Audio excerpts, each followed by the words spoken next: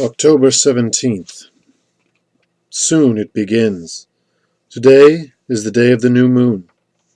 The power will rise till the night of its fullness, on the 31st, the combination which brings us together. And with the rising we begin our work, that which draws us apart. The days ahead will be interesting, as the openers and closers reveal themselves by their actions. Last night may have represented a final act of cooperation. Jack wanted to visit a cemetery for a few final ingredients. He decided upon a distant, isolated one we had been to once before. He went on horseback, bearing a spade and bull's-eye lantern, and I trotted along beside. He tethered his horse amid some trees outside the graveyard, and we went in on foot. It was, of course, a very dark night. But with the aid of the lantern we quickly located an appropriately secluded plot of recent turning.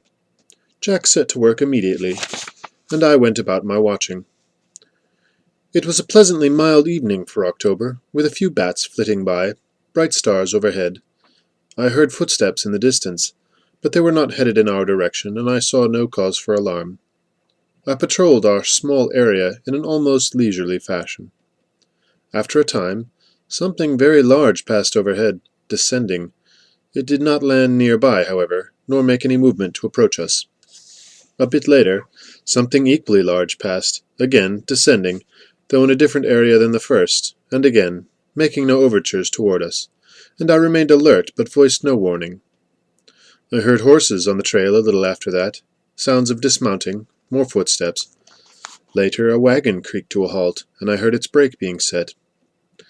The sounds of a few whispered voices reached me then, from various distant areas. I began to feel uncomfortable at all this activity. I patrolled further afield, and, listening closely, I began hearing the sounds of spades from many directions. "I remember you," came a faintly familiar voice. "You're a watchdog, like me, with big teeth." It was the graveyard dog making his rounds. "Evening," I said. "Yes, I recall. Seems to be a lot of activity all of a sudden." "Too much," he replied. "I'm not sure I care to give the alarm. Might get mobbed. After all, everybody here is dead, so who cares? They won't complain. The older I get, the more conservative I feel. I'm just not much into heavy action these days. I do wish everybody'd fill up their holes neatly, though, afterwards. Maybe you could pass the word along." "I don't know," I said. "I don't know who all is out there. It's not like a trade union, you know, with operating rules and policies. We usually just get the work done as efficiently as possible and get the hell out." "Well, it would be nice if you cleaned up after yourselves. Less trouble for me." "I'm afraid I can only speak for the master, but he's usually quite neat in these matters. Maybe you'd better approach a few of the others yourself." "I'm inclined to let it go by," he said. "Too bad." We strolled around a bit together then. Later, a voice very like McCabe's called out from down the hill. "Damn! I need a left femur, and this one ain't got one." "Left femur, you say?" came an ancient, croaking voice from nearby, which could have been Owen's. "I've one right here I ain't using. Have you a liver, though? That's my need." "Easily done," came the reply. "Bide a moment. There. Trade? You have it. Catch." Something flashed through the air to rattle further down the hill, followed by scurrying sounds. "Fair enough. Here's your liver." There came a slap from higher up, and a muttered, "Got it!" "Hey," came a lady's voice from off to the left. "While you're about it, have you a skull?" "Indeed I do," said the second man. "What'll you give?"